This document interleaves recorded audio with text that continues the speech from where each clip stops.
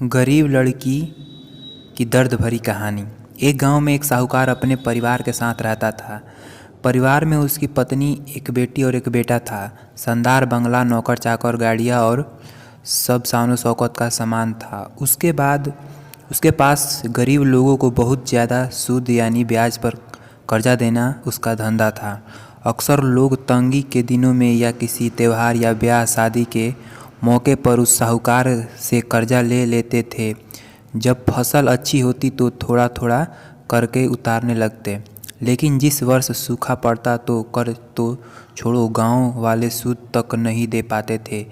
इसी का फ़ायदा उठा वो साहूकार उनकी ज़मीनों पर कब्जा कर उन्हें बेच देता और खूब पैसे कमाता। इस धंधे में उसका बेटा भी उसकी मदद करता। दोनों बाप बेटे हर समय किसी न किसी गरीब की ज़मीन हड़पने की योजना ही बनाते रहते। एक दिन शहर के एक व्यापारी आया और साहूकार से गांव में ज़मीन खरीदने की इच्छा बताई। साहूकार की खुशी का ठिकाना न रहा। घर बैठे बिठाए ज़मीनों का ग्राहक मिल गया। साहूकार ने उस व्यापारी को बहुत सी ज़मीनें दिखाई जो उसने कर्जे के बदले गांव वालों से हासिल किया थी, लेकिन उस व्यापारी को कोई भी ज़मीन पसंद न आई।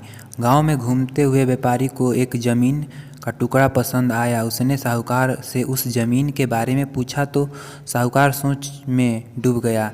असल में वह ज़मीन तो एक बिन माँ बाप की लड़की की थी जो वहाँ पर रहती थी। उस लड़की के माँ बाप ने साहूकार से 20,000 रुपये कर्ज लिया था, मगर उसे चुकाने से पहले ही उनकी मृत्यु हो गई। बेसहारा लड़की की हालत देख गांव की पंचायत ने साहूकार से उस ज़मीन पर कब्जा न करने को कहा।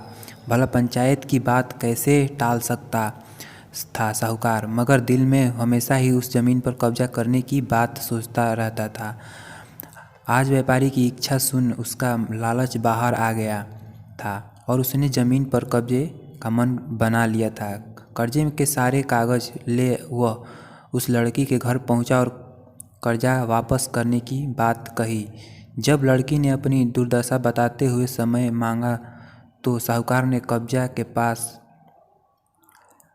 पास गई और उसके ज़मीन के बचाने की दुहाई लगाई और सारे गांव में यह बात आग की तरह फैल गई कि साहूकार उस बेसहारा लड़की की ज़मीन पर कब्जा करने वाला है। यह बात उड़ते उड़ते साहूकार की बेटी के कान में पड़ी।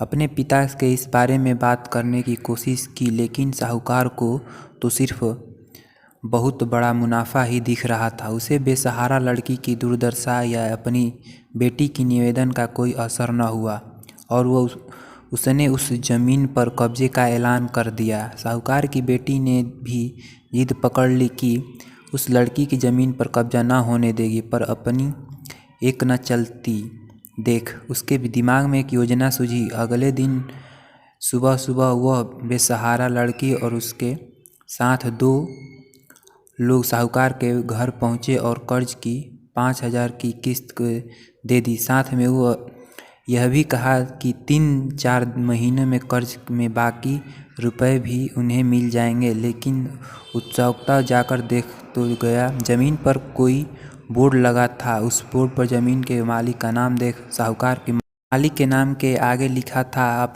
उसकी अपनी बेटी और उस लड़की का नाम।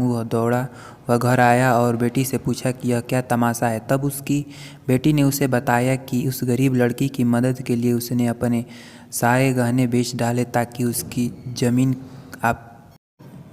आपके कब्जे से बच सके।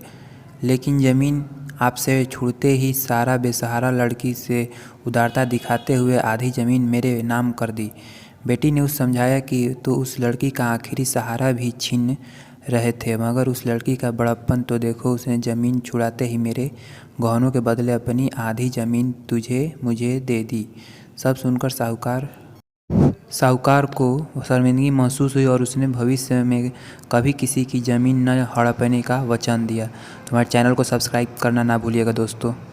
Thank you.